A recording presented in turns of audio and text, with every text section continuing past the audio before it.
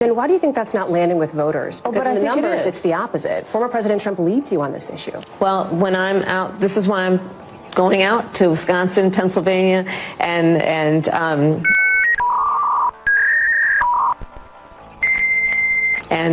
Michigan, excuse me. Just got in late this morning, actually. But I have to earn the vote.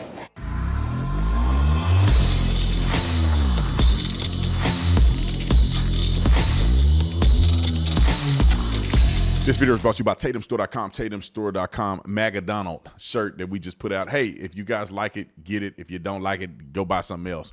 But we thought that people felt like that was a funny moment, and I really like the shirt. I think it's also amazing. The people that design our shirts are absolutely spectacular. We have a bunch of other new stuff that's on our store. Even this shirt. Y'all probably forgot about the Fight, Fight, Fight shirt. This is one of my favorite shirts, probably one of our best sellers. So get y'all that on the Tatum store. Link will be in the description section. Like and subscribe to the channel. Let's get into this. Ladies and gentlemen, this woman keep going on TV, can get her head whooped. And I like it. I'm excited about it, to be honest. Like I'm thrilled to see Kamala Harris get exposed. If she was a good woman and she was doing what's right for America and she was actually a qualified black woman, I wouldn't be opposed to her running for office and being a good example for women and all this stuff. But these people are fake. I was on Piers Morgan's show earlier, and they were saying something about Kamala possibly not being qualified. I said, well, wait a minute. She shouldn't have been an affirmative action hire in the first place. She was not a qualified black woman. She was very unpopular running in 2019 and 2020. She is not a model example for a woman, her past and present. She's not a model example of what a person would want as a president. She's not presidential. She is not bold, courageous. It's nowhere in the world I think she's going to sit across from world leaders and make a difference. And all they can do is say bad Trump, bad Trump, bad Trump, and cannot expound upon the policies that they're going to introduce to help the American people. And every time this woman interview, no matter how much she's been prepped, no matter how much she's been in the public light, no matter how much she's been in public office, she still can't get an interview right. And I'm glad, because it's exposing who she really is. And hopefully people are waking up slowly but surely and saying, she's a lot dumber than I thought she was. She's a lot less qualified than I thought she was. Oh, she does not exude confidence and leadership. Ugh, red flag, ick. She's an ick. Roll the clip. Thank you, Madam Vice President, for your time today. I'm glad to be with you. Thank you. For so many voters, we know that a huge issue for them is the economy. Right. It's the cost. Let me say this before I start. I'm shocked this lady pushed back on Kamala. I'm just saying. Of living. Our new NBC News poll shows that more voters think that the Biden administration policies have hurt them rather than helped them. And I wonder, are the last 4 years an obstacle to you in this race? Here's how I look at it. First of all, let me be very clear. Mine will not be a continuation of the Biden administration. I bring my own experiences, my own ideas to it, and it has informed a number of my areas of focus, most of which are, on, to your point, lowering costs. So part of my plan includes what we need to do to bring down the price of groceries, including the work I will do dealing with price gouging, something I dealt with when I was Attorney General, something I will deal with going forward. Then why do you think that's not landing with voters? Because in the numbers, it's the opposite. Former President Trump leads you on this issue. Well, when I'm out, this is why I'm going out to Wisconsin, Pennsylvania, and Michigan, excuse me. Just got in late this morning, actually. I got in late this morning. Actually. Really? But going to 3. Which one is it? You can't get in late at night this morning. Oh, she's the gift that keeps giving. States yesterday, and I'm going to continue being on the road. I have to earn the vote. As you sit here today, do you think the country is ready now for a woman and a woman of color to be president? Absolutely. Absolutely. And I am saying that in terms of... America is ready. She just is not good. She's not good. She's not a great representation for a woman, and she's not a great representation for a person of color. I think America would elect a black woman to be president. They just got to pick a woman that's actually qualified. Every walk of life of our country. You know, I think part of what is important in this election is really not only turning the page, but closing the page and the chapter on an era that suggests that Americans are divided. The vast majority of us have so much more in common than what separates us. And what the American people want in their president is a president for all Americans, which is the type and kind of president I pledge to be. You've been reluctant to lean into, to talk about the historic nature of your candidacy on the campaign trail. Why is that? Well, I'm clearly a woman. I don't need to point that out to anyone. The point that most people really care about is, can you do the job? And do you have a plan to actually focus on them? There is a big gender gap in this race. Fewer men support you right now than they did President Biden. Some of your allies have suggested there's sexism at play. I wonder, do you think there is sexism at play here? Let me just tell you something. You've come to my events, and you will see there are men and women at those events. So the experience that I am having is one in which it is clear that regardless of someone's gender, they want to know that their president has a plan to lower cost, that their president has a plan to secure America in the context of our position around the world. Do you not see sexism as a factor in this race at all? I don't think of it that way. My challenge is the challenge of making sure I can talk with and listen to as many voters as possible and earn their vote. Can you say that you were? It sounds like Obama. Remember when Obama, back when he said, if I lose, I'm going to lose not because of racism, but because I didn't do a good job at letting American people know who I am. That's what he said. And then he got in the office and said, all white people bad. Racism is in the fabric of the country. And everything is racist. This woman just said a minute ago that I'm the president to join everybody together and shut the page on division and all this other stuff. Ma'am, you just did a press conference and said Donald Trump was Hitler. Hitler! You said he was Hitler. You know how disrespectful that. Okay. Honest with the American people about what you saw in those moments with President Biden as you were with him again and again, repeatedly in that time. Of course. Joe Biden is a. Why are you looking over there? The lady in front of you. Why are you looking off to the side? This woman is so disingenuous. Her body language is very clear.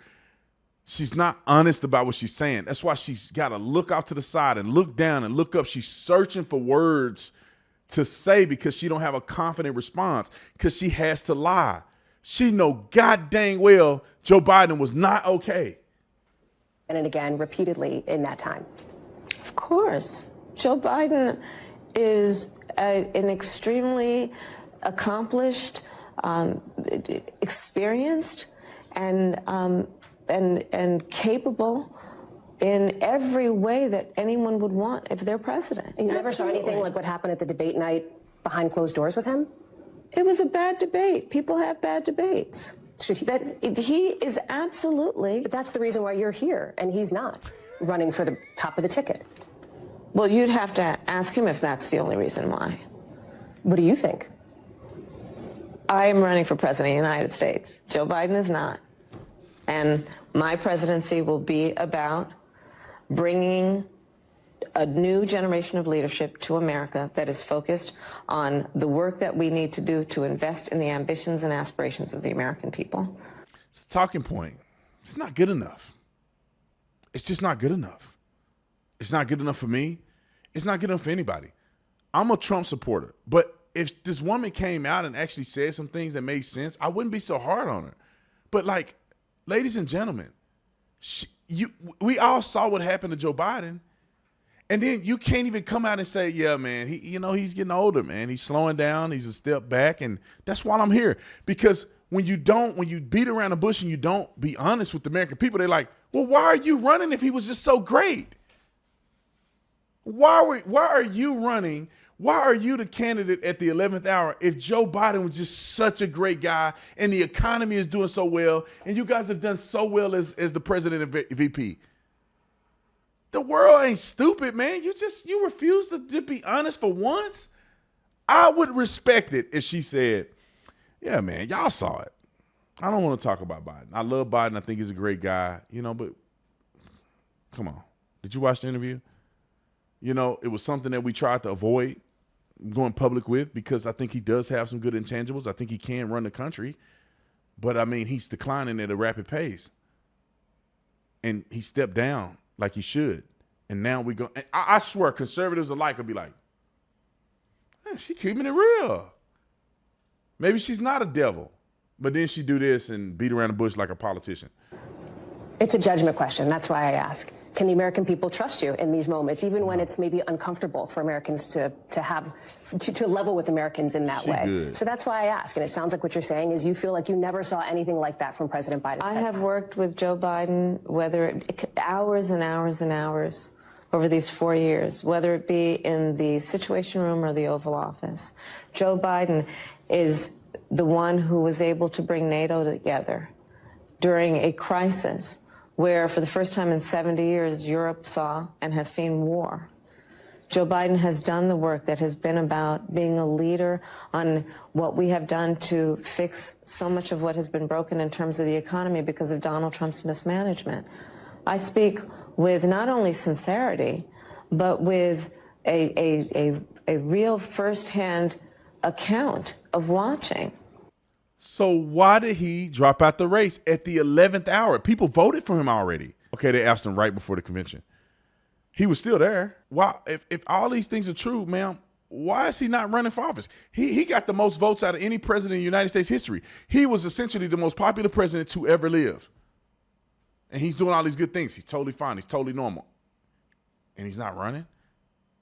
He put you in a position where you just have to jump in there at the last minute, the most unpopular vice president in American history, terrible candidate in 2019. Him do this work. I have no reluctance in saying that. No, of course I don't.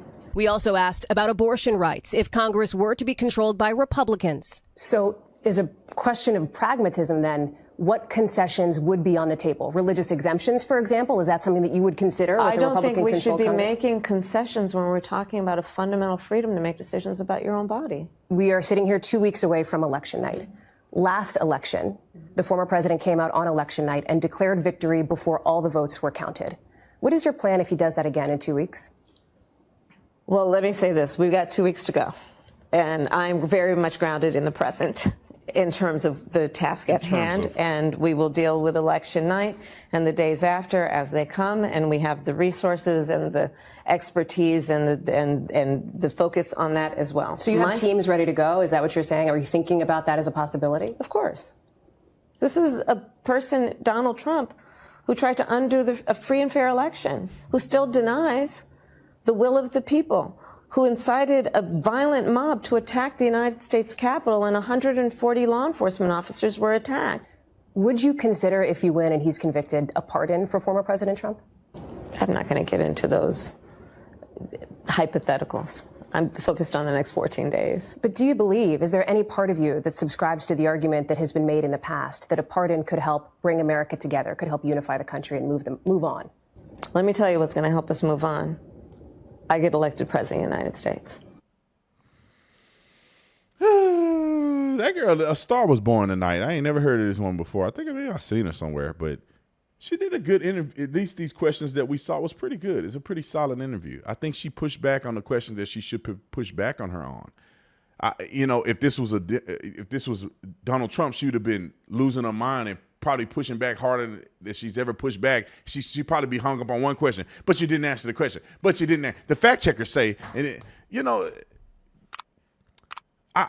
Donald Trump wins a lot of people over because he's genuine. That's it. If, a person would, like Kamala Harris, they ask you, would you pardon Trump? To a smart politician and a person who has emotional intelligence would say, I consider it. I would consider it. If it will bring the country together, I would consider it. But I don't want to get into hypotheticals. I'm not going to talk about it. We know that you fake. You can't talk about it because you think it'll hurt you politically. Just be honest. What would you do? If I was the president, and would I have thought about pardoning Hillary Clinton? No.